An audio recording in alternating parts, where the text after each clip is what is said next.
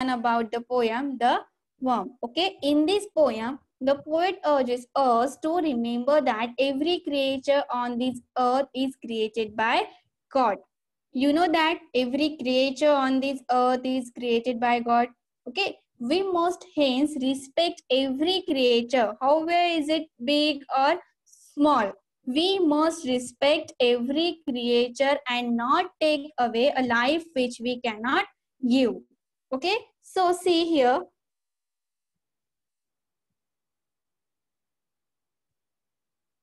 This is the analysis of the poem. Okay, so what is the name of poem? That is The Worm. Okay, and who is the poet? Thomas Gisborne. Okay, now see theme. So what is the theme? The main theme of the poem is that all creatures, small or big, should be equally respected. Okay, why? Because all creatures are created by God, and that the Lord bestow his love equally on all the creature, including the small worms also. Okay, so see, respect every creature, however it is big or small, or each has their own role to play in this universe. So it is the theme of this poem. Okay, now tone. How is the tone? That is serious, thought-provoking in the imperative. Okay, now see structures and stanzas. There are 4 stanzas and every stanza consisting 4 lines. Okay, and all lines are short. Now see rhyme and rhythm. So which is rhyming scheme here? That AB, AB in every stanzas. Okay, in first stanza AB, AB. In second stanza CD, CD. In third stanza EF, EF, and in the last stanza GH, GH. So A means like AB, AB rhyming scheme is here. The last word of the first and third line and second and fourth line of every stanza rhymes. Okay, so rhymes rhythm is smooth. Now see language and imagery. So archaic language is used here in this poem and there is no imagery in this poem. So archaic language means what? Sometimes writers and poets use archaic language to impart an old-fashioned flavor to suit the background of their writing. Okay, so such words means the words, the archaic words, such kind of archaic word are called archaic words. Okay, so in this poem, the, being, then bestow, the, though, canst, these archaic words used here in this poem. Okay, so see now 4 stanza of the poem. Okay, turn, turn the hasty foot aside, nor crush that helpless worm. The frame the scornful looks deride, required a god to form. So in the 4th stanza, the poet is saying, the poet tells the reader who is in hurry. The reader is in hurry. So he is telling the reader to turn his foot aside so that he does not crush the helpless worm. Okay, so in the 1st stanza, in the first 2 lines, the poem begins with a direct address by the poet. He is addressing to the reader, who tells the reader to step carefully or else he may crush a worm. Okay, and further he is saying the common lord of all that move, from whom the further he is saying the frame this scornful looks deride, required a god to form. Okay, so reader may be filled with scorn and hatred for the worm, but it was created by God. Okay, so here the poet is telling that every creature on the earth is created by the God, like that the worm is also created by the God. Okay, if the reader may be filled with scorn and hatred, okay, he is expressing his hate towards the for the worm. Okay, but it is created by God. Okay, the poem begins with the direct address. Okay, so we should step carefully, otherwise the reader may crush a worm, and he adds that thought the worm may deserve our contempt, because the creator the create sorry every creature on the earth is made by God, and the creator made him with lots of love. Okay, now see second stanza. The common lord of all that move, from whom they being flowed, a portion of his boundless love on that poor worm bestow. Okay, so see here,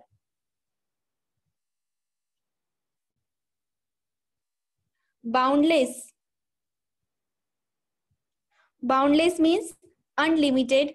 Okay, and the means your, being means life. Okay, then bestow means given, given as a gift or present.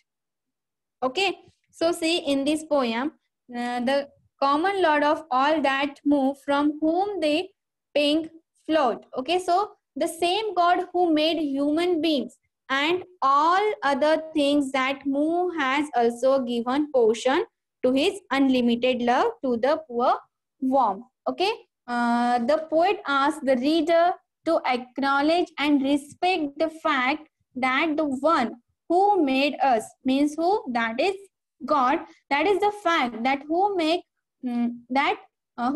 us is also the one responsible for making the worm. Okay, it is the fact that who made us, it's also one responsible for making the worm. Okay, so see in the first two stanza what we have learned, the poem it is begin with the direct address to the poet, and who the poet is in hurry. Here the poet is in hurry, and so the here the poet is saying that the reader who is in hurry, and he is telling to the reader to turn his food aside so that he does not crush the helpless worm. Okay, the poet is telling here that to step carefully or else he may crush a worm. Okay, and further he adds that the worm may deserve our contempt. The creator made him with lots of love. Okay, and in the second stanza the poet is telling that poet asks us, means the poet asks to the reader to acknowledge and respect the fact, which fact, that the one who made us is also the one is responsible for making the worm, means also making that creature. Okay, now see third stanza. The sun, the moon, the stars he made to all his creatures free, and spreads over earth the grassy blade for worms as well as thee. Okay, so here in the third stanza the poet adds that not only has the creator generously gifted the sun, the moon and the stars to all his creatures, okay, but he has himself laid out the green grasses for both the worm and mankind. Okay, so here in the third stanza the poet is telling God has given the sun, the moon and the stars free to all the creatures. Okay, God has given all these things, that is the sun, the moon and the stars. Okay, God made all the things. Okay, the sun, the moon and the stars free to all the creatures. He created, he made. And the grass that grows over the earth was made for worms as well as for human being. Okay, so here the poet is telling that the grass, okay, the grass which is on the earth is also made by the worms as well as for us, means for human being also. Okay, now see next stanza. let them enjoy their little day, their lowly bliss received. Oh, do not lightly take away the life thou canst not give.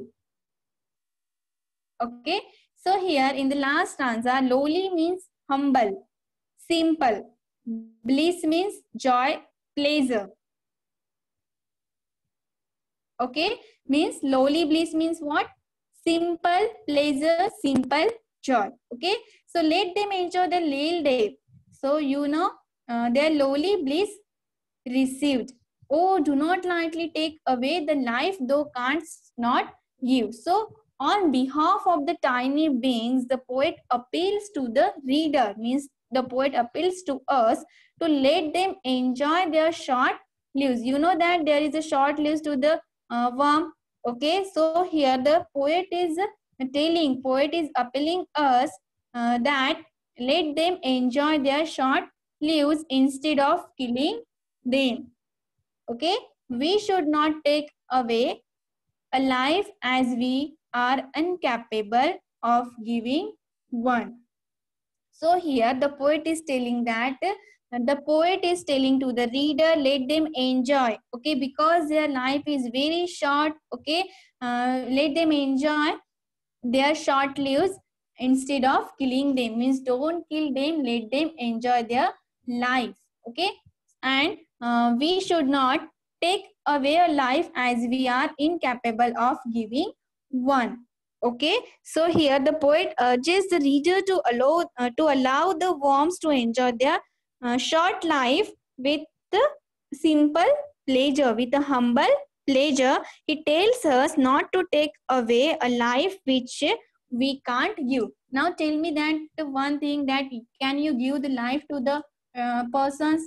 Can you give the another life to the animals, people, or anyone?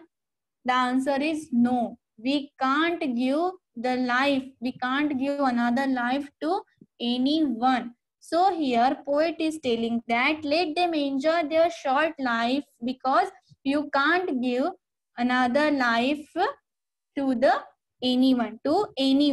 Okay. Here the poet tells us not to take away a life, means don't take out anyone's life which is we can't give anyone. Okay, so here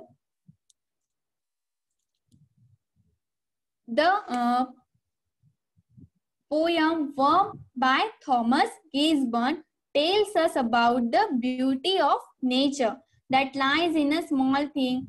It tells us how beautiful nature is when observed with intricate care. And it tells us the perspective of nature then when seen through a worm's eye. Here in this poem, the poet is telling that perspective of the nature, okay, and through the eyes of the worm, and how ruthless we are to kill them without ourselves noticing it. Okay, further it tells us how a worm observes nature and surroundings around it, which is indifferent from the humans to a certain extent, certain areas. The poem ends by leaving us a message that we should all take care of nature and enjoy little things as a worm does through his perspectives.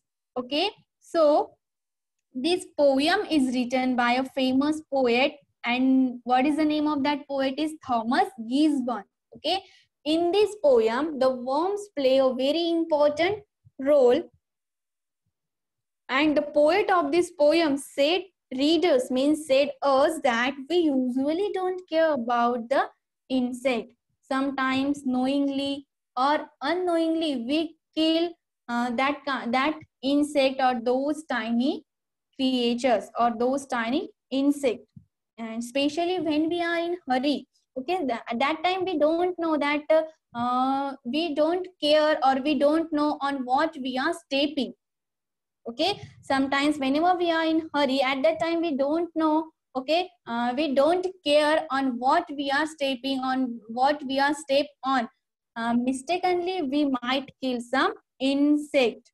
Okay, so for this the poet urges us not to stamp those small, neglected and helpless creatures like worms through our uncontrolled movements. Okay, so the poet also said here that the Lord who created us has also created the tiny creatures. You also know that. Okay, the way our Lord loves us, in the same way He loves His other creatures. Okay, means He loves both His creatures, that is human beings and also insects. Okay, the poet also saying here, the Lord who created us also created the tiny creatures. Okay, and the way of loving us is the same way that loving to the other creatures also. Okay, if we kill those tiny creatures, then God will surely get hurt, and to show God affections and boundless unwanted love towards his creatures. Okay, so he created sun, the moon and the stars for their comforts. Okay, when we kill those creatures, we don't have any right to take their life, as we cannot give them back their life. Okay, we cannot give anyone's back their life. Okay, and these creatures only get few days to live. Okay, so we should let them enjoy their life, their short lives, and should give them freedom so that they can enjoy their life like the way we are enjoying. Okay. So in the poem, The Worm, the poet brings out the emotions he has for the little worms. Here in the poem, the poet brings out his all emotions which he has for the little worms, and he say we should take care not to step on them and take away their leaves. Okay, they may be a tiny, but are God's these are the God creations, and no one has a right to take away another's life. Okay, just God created the sun, moon, the air and the grass for us, so too has he created the same for the other creatures also. Okay, means everything he created for the both, okay, creatures and also human beings. However tiny they may be, okay, all the things are same for the creatures and also for the readers, or also for the humans also.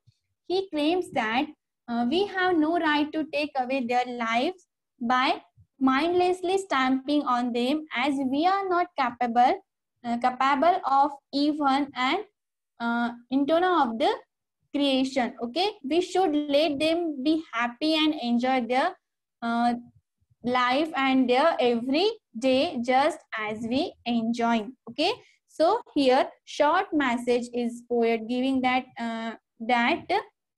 the God created everything same for the human beings and also natures. Okay.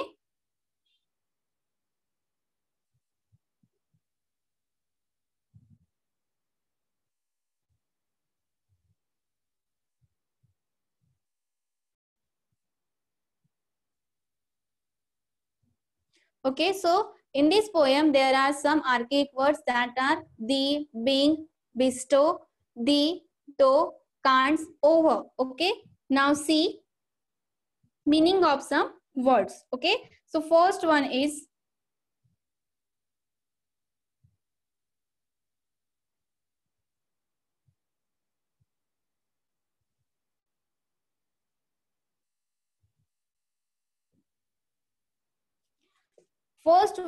first word is hasty. So hasty means that hurried and careless. Quick also we can say hurried, careless or quick. Okay, second one is scornfully. Okay, scornful means expressing hate or contempt, filled with hate or express the hate. Okay, see third word deride. Deride means express contempt or dislike. Okay, now next one, they bing means your life. Next, bestow means given as a gift or present. Given as a gift or present.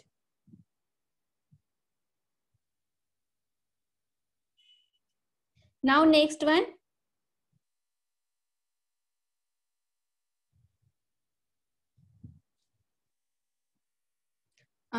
One more word is there, boundless. Okay, boundless means unlimited.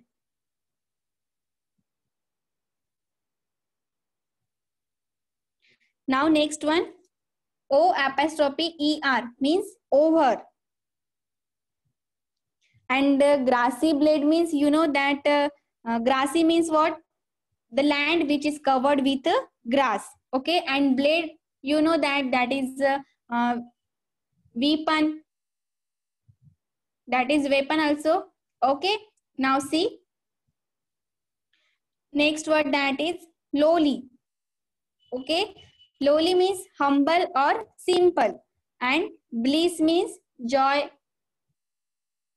and pleasure.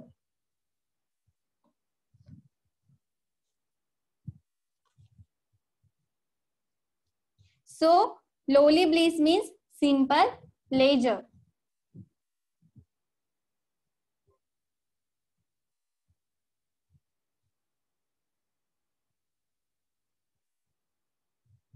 So now I am telling you about the poet. Okay, so see, who is the poet of our poem? That is Thomas Gisborne. Okay, so he born on 31st October and he died on he born on 31st October 1758 and he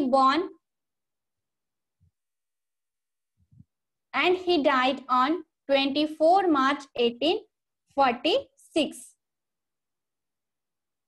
Okay, so he is a poet C. And he was an English Anglican priest and poet. Okay, so there are some books also his that is very famous. Okay,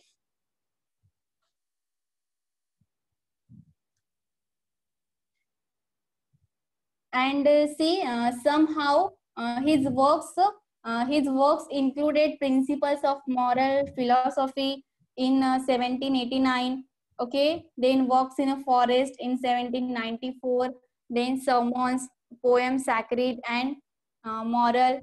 Okay, so like that works also included is in works. Okay, so see he born October 31, 1758 in the England. Okay, and he died also in England on March 24, 1856. Okay, so it was the introduction of the poet Thomas Gisborne. Now there are some questions for you. Okay, and you have to give me the answer by using the chat box. Okay. So see, why does the poet appeals to us to respect the life of worms? Can you give me a short answer for this question? Why does the poet appeals to us to